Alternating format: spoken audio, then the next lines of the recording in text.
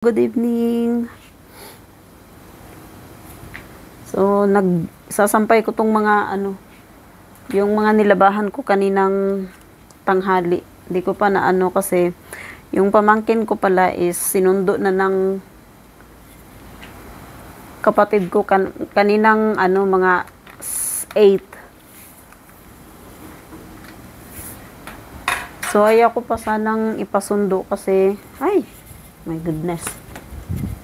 Yung nalilibang ako ba pag nandito yung pamangkin ko, parang hindi ako nalulungkot.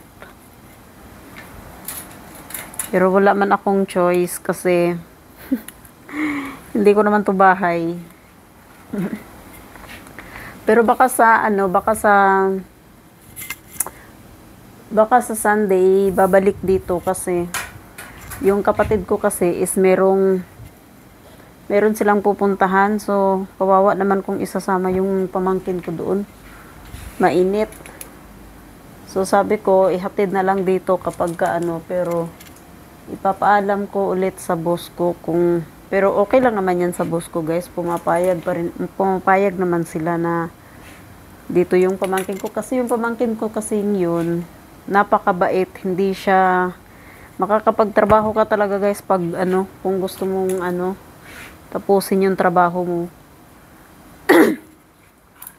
Ako lang yung kasi kapag andito kasi yun, para akong addict sa halik ng halik sa pamangkin ko. So siguro dahil sabik ako sa pamangkin ko ba, sa mga pamangkin ko na yun. Tapos hindi na siya nagpapaiwan, guys, na parang natatakot na siya, parang naninibago siya dito ba. So siguro dahil nga hindi naman niya to nakasanayan. So pag nawala lang ako sa niya, paningin niya, umiiyak. Kaninang tanghali, lumabas ako, nagbukas ako ng gate. Sumunod pala sa akin, hindi niya ako nakita, doon ako sa may garahe. Para kaming naghahabulan, guys. Yung pagpasok ko, para akong lumilipad sa takot ko kasi narinig ko yung boses niya na iyak ng iyak. So nandito pala siya.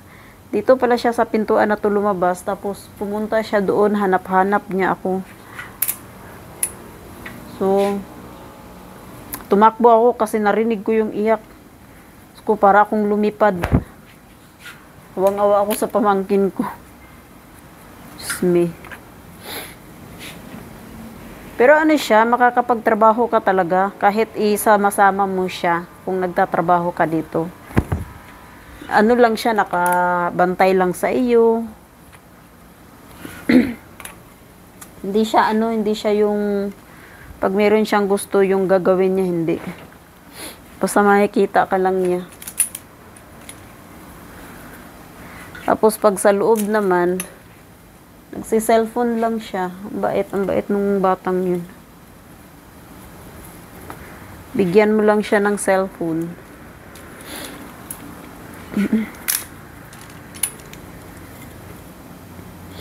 Dami ko pang labahan. Ito, labahan ko pa to.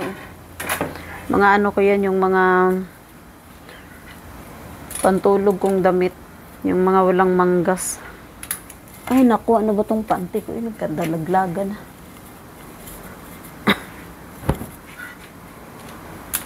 So yun, kausapin ko nga yung boss ko na dito muna ulit yung pamangkin ko kasi wala akong tiwala, guys, na iwanan doon sa kabila. Gusto ko ako yung magbabantay sa pamangkin ko. Ibaling mahirapan ako ditong magtrabaho basta nasa akin lang yun. Kaya yun, guys, na kapag pag nagagalit ako sa pamangkin sa kapatid kong nanay nun, pag yung iniiwanan yung mga bata doon sa bahay. So yun, para demonyeta talaga ako pagdating sa ganun kasi ayaw ko nga paiwan doon yung mga bata. Kung may sarili lang talaga akong bahay, no, kukunin ko talaga yung mga pamangkin ko na yun. So sana darating yung araw na magkaroon ako ng sarili kong bahay. Kanina, nung sinundo, Pag hindi niya nakikita yung nanay niya, nung pamangkin ko, okay lang sa kanya, hindi siya naghahanap sa nanay. Kasi nga may libangan siya. Pero kanina nga, dahil nakita niya yung, yung bago siya sinundo, sabi ko, sinusunduin ka ng mama at papa mo.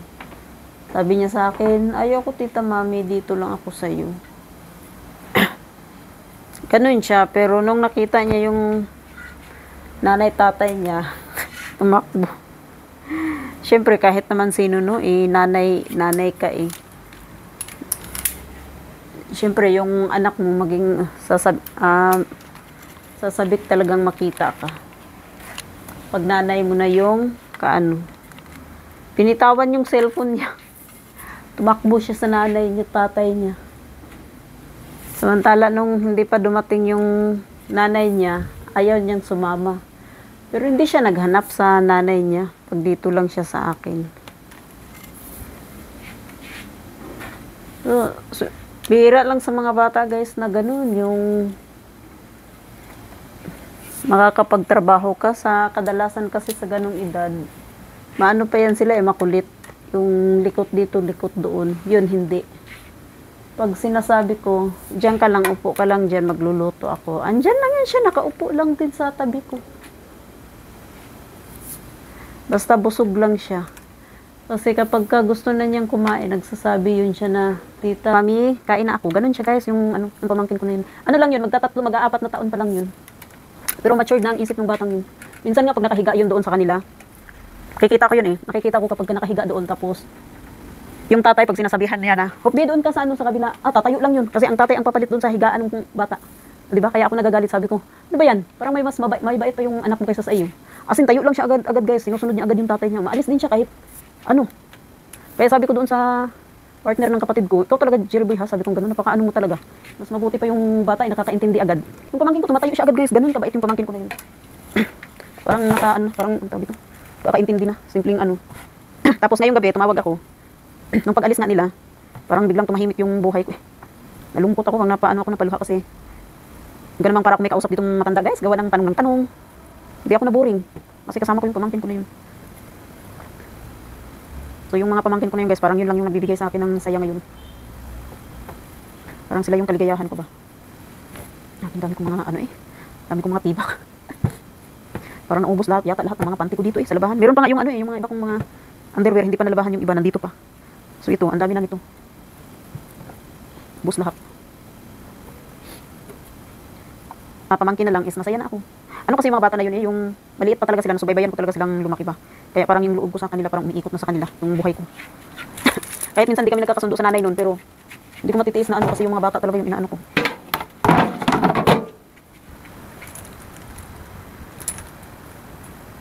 So masaya na ako pag kasama ko saglit yung mga pamangkin ko. Yun nga lang, pag kinukuha, ako naman yung parang nangulila. Parang malma yata ako sa nanay eh.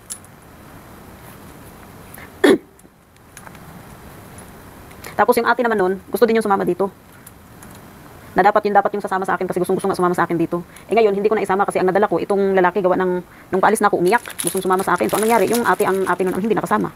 Tsaka hindi ako sure na maisama ko kasi gawa ng makananay kasi yung mga kapatid nun ng babae eh. Makananay, so baka hindi ko rin mapatulog dito ng maayos, gawa ng hanap yung nanay. Itong lalaki kasi wala. Walang pakialam tong nandito, yung bunso ng anak ng kapatid ko.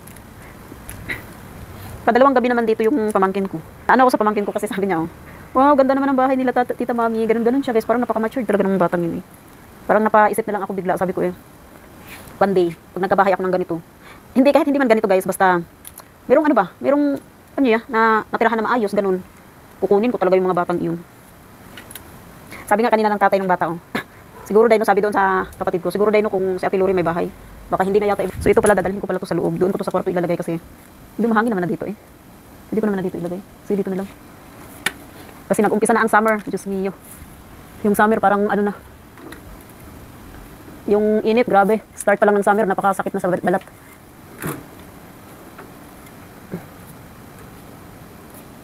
So yun guys.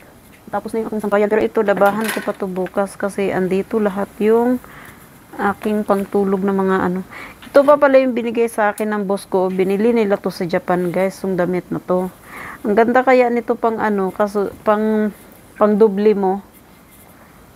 Nabili yata to is nung February pa, anong January pa, nung nagbakasyon yung mga boss ko sa Japan. So hanggang ngayon, hindi ko pa nalabahan. Kasi nakakalimutan ko, so bukas ko to labahan. So proceed na naman ako dito sa aking hugasin. So tapos na ako magsampay ng mga damit ko. So ito naman, tapos after ko pala nito is mag-edit na ako tapos ng mga video ko para may upload na ako sa Facebook ko. So ganoon na lang yung gagawin ko ngayon guys, yung parang ayaw ko nang magpaka-stress kasi kung magpaka-stress man ako parang ganoon din naman. Wala din namang mangyayari. So kumbaga, isipin ko na lang yung sarili ko ngayon. Isipin ko na lang yung sarili ko. Si mamang yun na lang yung isipin ko kasi wala akong mag-isip ka din naman sa iba. Yung parang, minsan guys, naiinis ako kasi kumbaga, alam yung, basta nahirap magsalita. Yung ikaw yung hindi mo sila kayang tiisin, pero ikaw yung kayang tiisin. Na kahit pag-chat-chat sa iyo, parang hirap na hirap nilang gawin. Diba? Hindi naman lahat na pamilya mo is perfect, ano, yung pagsasama niyo, magkapatid ganun. Pero yun yung nakifeel ko ngayon guys, kapag wala ka ng,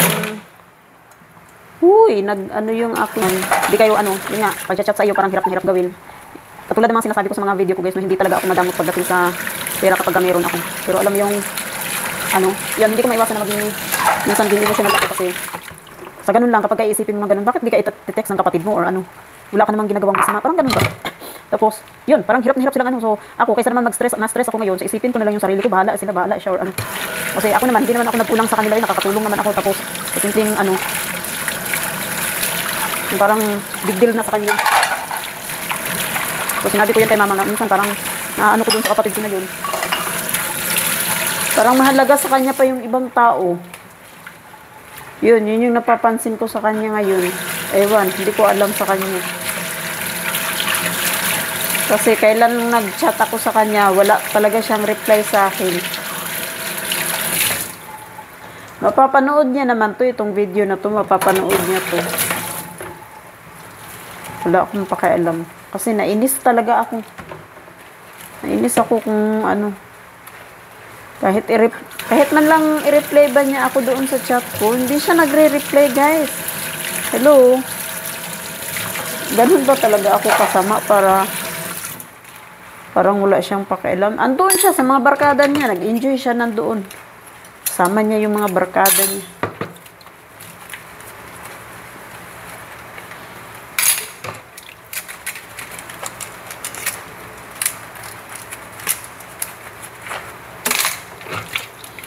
Basta ako ngayon, gagawin ko na lang guys, mag-ipon ako ng pera kasi hindi talaga totoo kapag kahit may ginagawa kang kabutihan, kahit tumutulong ka. Tapos ikaw yung hingi ng or simpleng lang. Well, wala naman akong hinihinging kapalit sa mga natulong ko ba. Wala kasi kapatid ko naman Pero sa simpleng ganun. Yung hindi ka i-chat, pero nandoon siya, nag-enjoy siya sa mga kabarkada niya.